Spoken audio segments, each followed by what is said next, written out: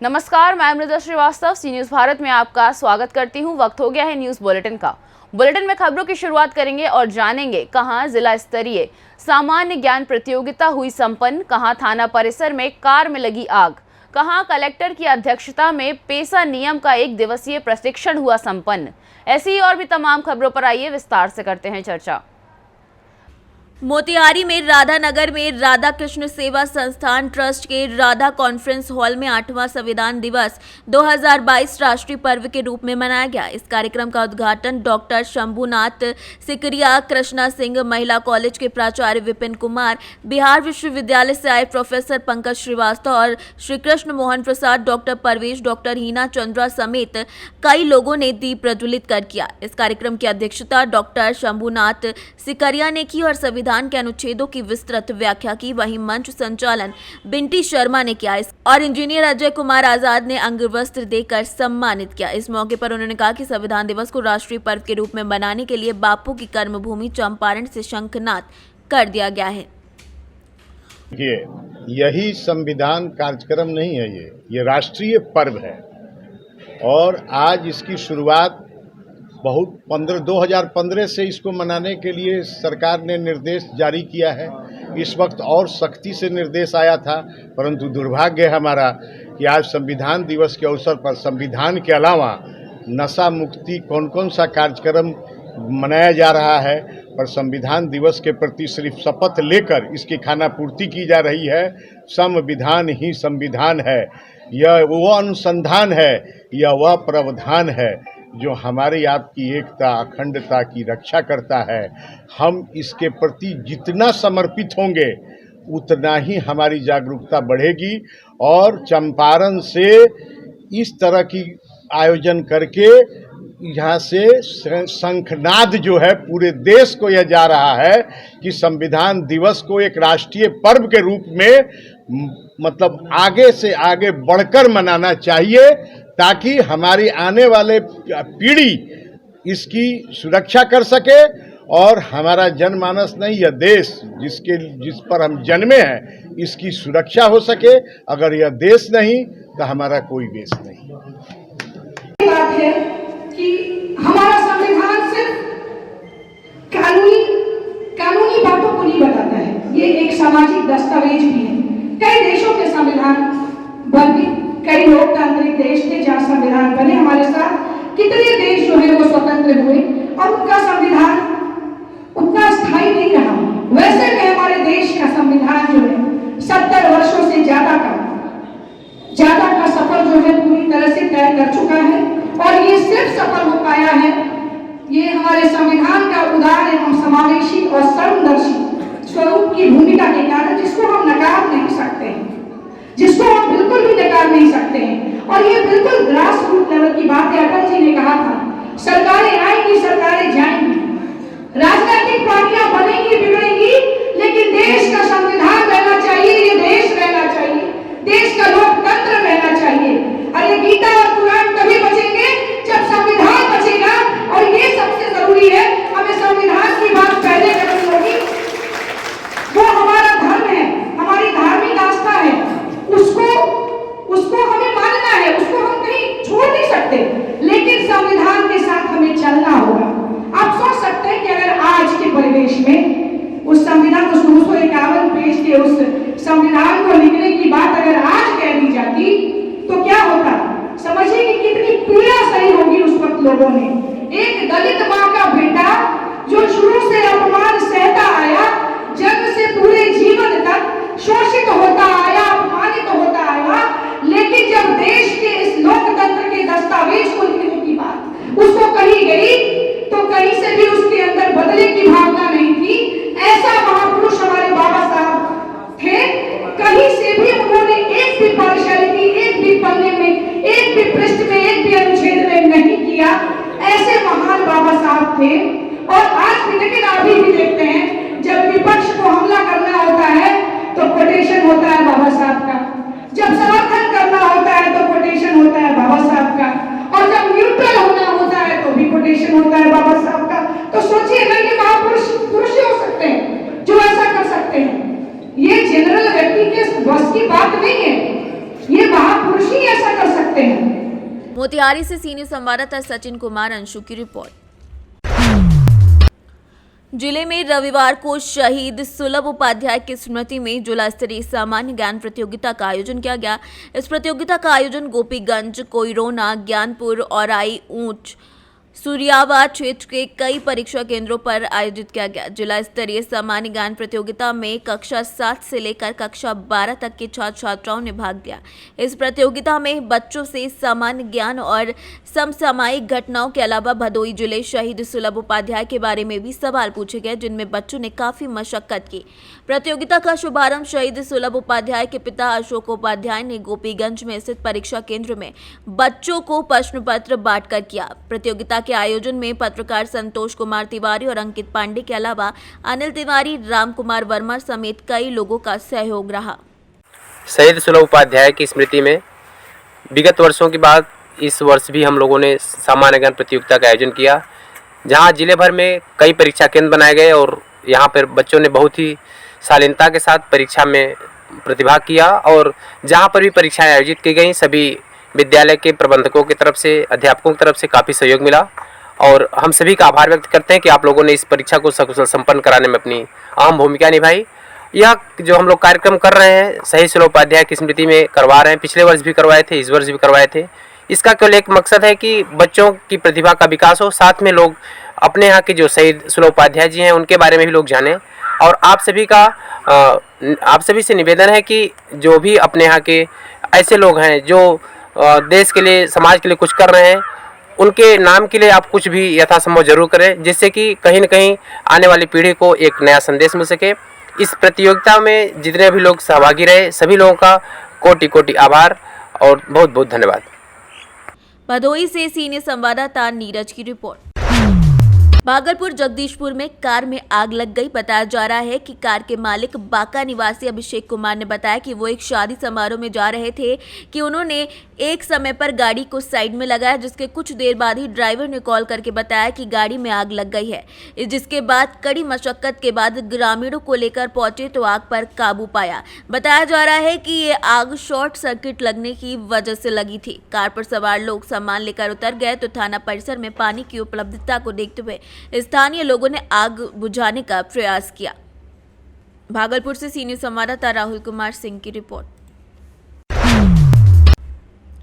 आदिवासी विकास खंड जनपद पंचायत जुन्नारदेव के प्रांगण में जिला कलेक्टर शीतला पटले की अध्यक्षता में पेशा नियम प्रशिक्षण का एक दिवसीय कार्यक्रम संपन्न हुआ। सबसे पहले मां सरस्वती की पूजा अर्चना की गई, जिसके बाद मास्टर ट्रेनर हिरेंद्र दुबे ने पैसा एक्ट से जुड़ी बारीकियों से अवगत कराया, जिसमें जनजाति समुदाय को जल, जमीन, जंगल, मजदूरों, महिलाओं और सांस्कृतिक संरक्षण के लिए अधिकार के संबंध में जानकारी दी।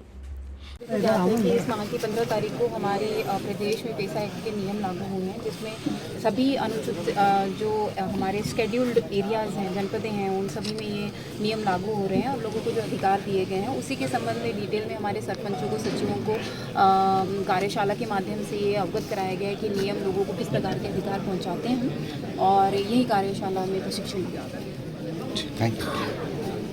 जुन्नारदेव से सीनियर संवाददाता वीरेंद्र अग्रवाल की रिपोर्ट। खबर मध्य प्रदेश के रीवा जिले से है, जहां पर 27 नवंबर यानी आज सुबह प्रयागराज की ओर जा रहे तेज रफ्तार अनियंत्रित ट्रक ने 4 बसों और 2 छोटे वाहनों को टक्कर मार दी, जिसमें 2 बस पलट गईं और 2 बसों का काफी ज्यादा नुकसान हुआ। सड़क के किनारे 3 दुकानें पूर्ण रूप से खंडहर में तब्दील हो गई। वहीं सड़क किनारे पंक्चर की दुकान भी अनियंत्रित ट्रक से पूरी तरीके से खराब हो गई। ये घटना सुबह 5 बजे की बताई जा रही है। प्रयागराज की ओर से प्लाई लाद कर जा रहा था ट्रक। प्रयागराज के जल्दी पहुंचने के चक्कर में रफ्तार काफी ज्यादा तेज थी, जिसकी वजह से यह हादसा हुआ है। घटनास्थल पर गढ़ थाने के उप निरीक्षक लाखन सिंह जी पहुंचे हैं। यहाँ मैं इनसे बात करता हूं कि घटना कैसे हुई, जानकारी के बाद क्या स्थिति यहाँ पर है। सर, आज ये कलवारी गांव में दुर्घटना घटी है, एक ट्रक कई बसों को ठोकर मारा है, क्या स्थिति है? ये ट्रक जो है सर FT 7447, ये रीवा से जो है प्लाईवुड लेकर के आ रही थी। इसके आगे एक बस आ रही थी, जो बस भी काफ़ी तेज़ थी और इसके पीछे ट्रक थी, जो बस को बचाने के चक्कर में ने खड़ी गाड़ी में ठोकर मारते हुए जो है 5-6 गाड़ियों को नुकसान पहुंचाया। कौन कौन सी गाड़ियां हैं जो पलट गई हैं ठोकर से? इसमें 2 बस हैं जो पलट गई हैं और 2 बस जो ठोकर मारे हैं वो खड़ी हुई है और जर्जर हालत में हो गई है। ये नंबर है ना? बस का नंबर है MP 17 P0672, MP 17 P0685 और MP 17 P0314। 214 इसमें किसी व्यक्ति के घायल होने की संभावना तो नहीं दिख रही है? कोई व्यक्ति घायल तो नहीं हुए हैं? अभी तक तो चेक करने पर कोई व्यक्ति यहाँ बसों में नहीं है। बस खाली थी, सुबह का समय था, कोई बस के अंदर बैठे नहीं थे, इसलिए अभी कोई हताहत कोई जानकारी नहीं है। अभी किसी के पास चोटिल होने की जानकारी प्राप्त नहीं हुई है? अभी कोई चोटिल नहीं हुए हैं। पुलिस मौके पर जांच कर रही है, लेकिन जांच उपरांत अभी तक किसी के घायल या चोटिल होने की जानकारी प्राप्त नहीं हुई है। जांच उपरांत जो भी स्थिति होगी वो फिर जानकारी प्राप्त होगी। हम बिहार के रहने वाले हैं। मैं यहाँ करीब लगभग 30-32 साल से हमारी मोटर शॉप ये आज दुर्घटना कहाँ पर हुई है? ये कौन सा दुर्घटना? यहाँ पे खाद वाली गाड़ी खड़ी हुई थी, उसमें नियंत्रित होकर के उसने नींद में था या क्या था वही बताएगा, उसमें मारा है। गाड़ी उसकी अनबैलेंस हुई, आगे जाकर के 2-3 बस से उड़ा दिया। एक बिहारी टायर वाला था, वो बाल बच गया। भगवान। आपका नाम क्या है? मेरा नाम मोहम्मद अरशद है, उर्फ लंबू मिस्त्री। और बहुत भीषण दुर्घटना है जिसको आप ये बताइए कि आज यहाँ दुर्घटना घटी है, आपका नाम क्या है? जी बिन्नू पाटिल। ये कैसे घटना घटी यहाँ पर? गया बयान देने अनियंत्रित होकर ट्रक वाला इसे ठोक दिया बसों को। आप कैसे पता चली, कब चली, आप कहाँ पर? हल्ला हुआ, मैं हमारा ही वाला ही मकान है। हाँ, आवाज बड़े। तो आप लोग आए यहाँ पर? हाँ, फिर आए हम लोग, बीच बचाव में कहा कैसा। किसी के दुर्घटना नहीं कोई नहीं हुई है। गाड़ी कहाँ पर खड़ी थी? वहाँ रोड पर खड़ी थी? नहीं, बसें यहाँ लगी थी। नहीं, जो यूरिया वाली गाड़ी थी यूरिया वाली यहाँ रोड पर खड़ी गिरा हुआ है। आप गिरा है, यहाँ पर खड़ी थी। आगे बस दे रही, उसी के उससे यूरिया वाली गाड़ी की नहीं पता है कौन सी गाड़ी है। नहीं, वो भाग गया। स्थान ग्राम पंचायत है, कलवारी है। कलवारी में आज सुबह है 5:30 बजे भीषण ट्रक हादसा हुआ। किसी व्यक्ति के हताहत और दुर्घटना होने की जानकारी प्राप्त नहीं हो सक रही है। रीवा तरफ से ट्रक आ रहा था UP 70 FT 7447, जो कलवारी मोड़ के आगे 4 बसों को ठोकर मारते हुए ढाबे में घुस गया। जिन बसों को क्षतिग्रस्त किया गया है उसमें MP 17 P0672, MP 17 P0685, MP 17 P0641, MP 17 0P214 ये वाहन क्षति हुई है। ट्रक सीधे जाके गाड़ी के अंदर घुस गया है। टायर की दुकान। ये तेज गति से वाहन निकलने का मेन कारण इस ट्रक के आगे नफीस बस थी। बस को बचाने के लिए सीधे ट्रक ने अनियंत्रित होकर घुस गया। जो स्थानीय लोगों द्वारा बताया जा रहा है कि चाकघाट नारीवारी में 6 बजे से भारी वाहनों की नो एंट्री लग जाती है, जिससे ट्रक तेज गति से निकलने का प्रयास करते हैं और क्रॉसिंग के दौरान दुर्घटना घटित होती है। आज बड़ी घटना नहीं घट पाई, लेकिन 4 बसें क्षतिग्रस्त हुई हैं, जिनकी फोटो सामने दिख रही है। रीवा से सीनियर संवाददाता अर्जुन तिवारी की रिपोर्ट। झांसी के तहसील गरोठा के अंतर्गत आने वाले नगर गुरसराय में चल रहे पंच कल्याणक महोत्सव का आज दूसरा दिन था, जो भी काफी भव्यता के साथ संपन्न हुआ। भराई में 100 धर्मेंद्र परिवार, राजेंद्र जैन, धन कुबेर, सकल दिगंबर समाज के लोगों ने माता पिता की गोद भराई की। सभी लोगों में उत्साह देखने को मिला। इस कार्यक्रम में आयोजक नुनार परिवार के लोगों द्वारा नृत्य कर माता पिता की निछावर की गई। इस समय बाहर से आए हुए रिश्तेदारों का तांता लगा है। गरोठा से सीनियर संवाददाता आशुतोष गोस्वामी की रिपोर्ट। झांसी के नगर पंचायत गरोठा में लखेरी नदी के तट पर प्राचीन अगड़धक्का मंदिर और मनकामेश्वर मंदिर के बीच मंदिर कमेटी के अथक प्रयास से बच्चों के खेलने और नगरवासियों के घूमने के उद्देश्य से लाखों रुपए की लागत से एक पार्क का निर्माण होना स्वीकृत हुआ है, जिसका निर्माण कार्य का दायित्व नगर पंचायत गरोठा के माध्यम से एक रसूखदार ठेकेदार को दिया गया है, जिसके द्वारा पार्क के निर्माण में घटिया सामग्री और नगर से निकलने वाले गंदे और बदबूदार कूड़े का उपयोग किया जा रहा रहा है। पार्क के चारों तरफ बनाई जा रही बाउंड्री में घटिया क्वालिटी की ईंटों का प्रयोग किया जा रहा है। जब इस संबंध में अधिशासी अधिकारी नगर पंचायत गरोठा से संपर्क करने का प्रयास किया गया तो वो हमेशा की तरह कार्यालय नगर पंचायत गरोठा से नदारद मिले। किसी भी पत्रकार को किसी मामले में जवाब देना उनकी फितरत में नहीं है। इस संबंध में क्षितिज द्विवेदी उप जिलाधिकारी गरोठा को अवगत कराया गया तो उन्होंने कहा कि मामला मेरे संज्ञान में नहीं है, अभी पता चला है, मैं जांच करवाता हूं। गरोठा से सीनियर संवाददाता आशुतोष गोस्वामी की रिपोर्ट। चंदवा प्रखंड अंतर्गत टोरी जंक्शन परिसर में पूर्व मध्य railway zone Dhanbad sub division का डीआरएम ने स्पेशल ट्रेन से टोरी जंक्शन परिसर में सुलभ शौचालय, कैंटीन, कंस्ट्रक्शन कार्य टोरी जंक्शन आरपीएफ की टीम और आरपीएसएफ और रेलवे पदाधिकारी के साथ निरीक्षण किया। सी न्यूज़ भारत के मोहम्मद शाहिद ने डीआरएम ने से कहा कि सर, टोरी जंक्शन उत्तर से दक्षिण छोर चंदवा शहर के जाने वाली 10 लाइन पटरी पार करके जाना पड़ता है और चतरा से रांची मार्ग के बीच में टोरी रेलवे क्रॉसिंग घंटों तक जाम रहता है, जिसके चलते इमरजेंसी में मरीज भी एम्बुलेंस में दम तोड़ देते हैं। कई बार तो स्कूल के बच्चे बच्चियां यहां तक कि यात्री भी ट्रेन के अंदर घुस कर मार करते हैं। फुटओवर ब्रिज नहीं होने के कारण कई बार जल्दबाजी में ट्रेन पकड़ने के चक्कर में जान भी गंवानी पड़ती है। इतनी बड़ी टोरी जंक्शन में फुटओवर ब्रिज नहीं रहना बड़ी दुर्भाग्य की बात है। सर, इंस्पेक्शन के दौरान सर आप क्या पाए हैं? स्टेशन में क्या कमी आपको लगा और क्या अच्छा लगा? छोटी कमियां हैं, जैसे ड्रेनेज का इशू था और कहीं टूट फूट है, वो बता दिए करेंगे नॉर्मल। और सर ये सर फुट ओवर ब्रिज का सर विस्तारीकरण नहीं हुआ है सर, टाउन को सर जोड़ता है लोगों से, रेलवे के अंदर से सब लोग पार होते हैं सर, बहुत परेशानी होती है। थ्रू जो है थ्रू आरओबी, जो बच्चे भी पार होते हैं और वैसे भी लोग पार होते हैं, तो थ्रू आरओबी का ये एफओबी का हमारा काम सेंक्शन हो गया। बहुत जल्दी इसका टेंडर करके काम शुरू करेंगे। कब तक हम लोग सर उम्मीद रख सकते हैं? मतलब इसमें 1 साल लग जाता है तकरीबन काम पूरा होने में, तो इसको जल्दी से जल्दी टेंडर करके और इसको हम शुरू करते हैं। क्योंकि सर वो मेन रास्ता है ना। हाँ, तो एसएस गर्ल का तो वो हो जाएगा, तो मेरे को मालूम है। और ये सर फ्लाईओवर ब्रिज के लिए सर, फ्लाईओवर ब्रिज के लिए फ्लाईओवर NH बना रहा है, रास्ता आपको पता ही है, रेलवे की तरफ से तो कोई एनओसी में अप्रूवल का देरी नहीं है। इन्हीं का कुछ अप्रोच में लैंड का इशू था, पहले कुछ कॉन्ट्रैक्ट का इशू था, तो ये सॉल्व हो जाएगा तो हो जाएगा। धन्यवाद। झारखंड से सीनियर संवाददाता मोहम्मद शाहिद की रिपोर्ट। ललितपुर में श्रद्धालुओं के द्वारा भगवान श्री राम की बारात और शोभा यात्रा भव्यता के साथ निकाली गई। ऐसा लग रहा था कि भगवान राम खुद धरती पर आ गए हों। देखिए राम बारात का माहौल हमारी संवाददाता के साथ।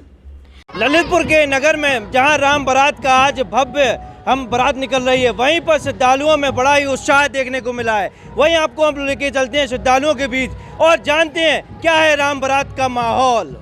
ये बड़ा सौभाग्य का दिन है कि आज हमारे ललितपुर में वैदिक विद्युत परिषद द्वारा राम बारात निकाली जा रही है। बड़ा उल्लास का समय है, सभी नगरवासी यहाँ खड़े हुए हैं राम बारात के लिए। फूल और आरती से महाराज रामचंद्र जी भगवान का स्वागत कर रहे हैं।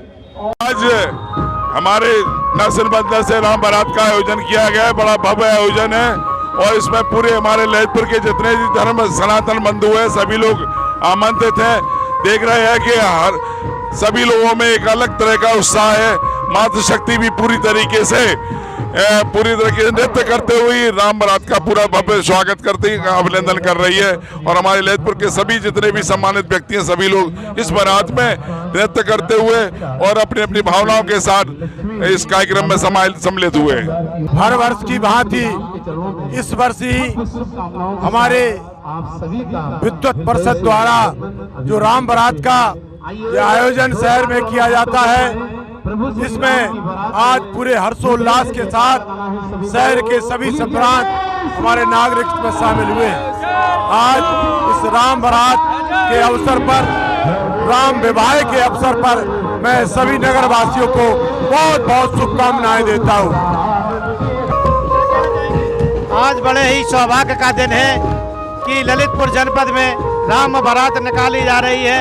नरसिंह मंदिर से लेकर तुमन मंदिर तक ये जाएगी। इसमें सभी मातृशक्ति भरपूर भाव विभोर होकर नृत्य कर राम जी की बारात लेकर जा रही है। हम सभी का धन्यवाद और आभार व्यक्त करते हैं।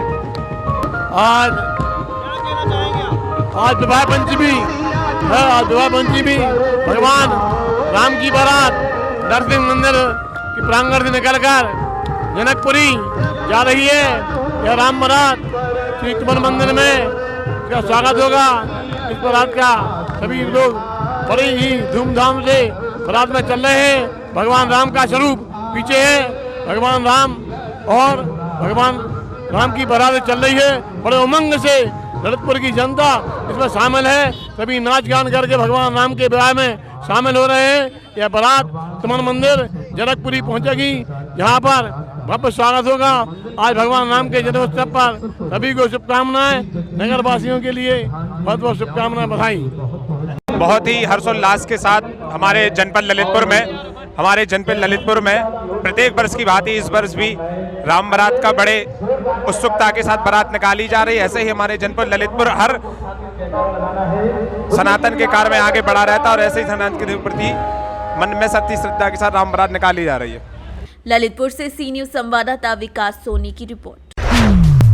नीचलौल विकासखंड के ग्राम सभा कमता में राजाई हॉस्पिटल के द्वारा 155 ग्रामीणों की नेत्र जांच की गई। प्राथमिक विद्यालय कमता में राजाई हॉस्पिटल के द्वारा निःशुल्क जांच और मोतियाबिंद ऑपरेशन शिविर में 155 ग्रामीणों की नेत्र जांच की गई। इसमें मुख्य अतिथि भारतीय जनता पार्टी अल्पसंख्यक अध्यक्ष प्रकोष्ठ एडवोकेट राहीम मासूम रजा रहे। मुख्य अतिथि की ग्राम सभा प्रधान प्रतिनिधि वाहिद अली आभार प्रकट करते हुए उन्होंने कहा कि इस निःशुल्क नेत्र जांच में ग्रामीणों को काफी लाभ होगा और राजाई हॉस्पिटल के द्वारा सभी ग्रामीण क्षेत्रों में जाकर निःशुल्क नेत्र जांच की जा रही है, जो सराहनीय है। जी डॉक्टर साहब, आप कहाँ से आए हैं और किस प्रकार का शिविर लगा हुआ है? ये राजाई हॉस्पिटल के माध्यम से शिविर लगा हुआ है, जो कि अंधता निवारण कार्यक्रम के तहत किया जाता है। और हम दीपक विश्वकर्मा राजाई हॉस्पिटल से हैं, कंसल्टेंट ऑप्टोमेट्रिस्ट। जैसे कि हमारे यहाँ ये होता है कि गांव में बहुत से लोग होते हैं जो कभी भी आंखों का जांच नहीं कराए रहते हैं और बहुत दिनों से उनको दिक्कत होती है, आंखों की समस्याएं रहती हैं। उसके बाद से फिर भी वो लोग जाके कसरत विजिट नहीं करते हैं। फिर भी हमारे यहाँ ये होता है कि कैंप के माध्यम से उनको चुनना कि कोई ये दिक्कत है, मोतियाबिंद की समस्या है या फिर डायबिटिक रेटिनोपैथी की प्रॉब्लम्स है। किस बीमारियों का मतलब चेकअप हो रहा है यहाँ पे? जिसको निकट दृष्टि दोष की समस्याएं हैं और उसके बाद से मोतियाबिंद का जिनको समस्या है उसको आयुष्मान कार्ड के माध्यम से फ्री में ऑपरेशन की सुविधा हमारे हॉस्पिटल के द्वारा कराया जा रहा है यहाँ पे। जी, कितने मरीज अब तक देख चुके हैं आप? अब तक तो 10 से 12 लोगों को देखा जा चुका है यहाँ जी। बाकी और भीड़ लगी हुई है बाकी जी। ठीक। महाराजगंज से सीनियर संवाददाता अरुणेश कुमार गुप्ता की रिपोर्ट। फिलहाल के लिए इस न्यूज बुलेटिन में बस इतना ही। देश और दुनिया की तमाम खबरों को जानने के लिए देखते रहिए सी न्यूज भारत। हर खबर आपके साथ, आपके हाथ।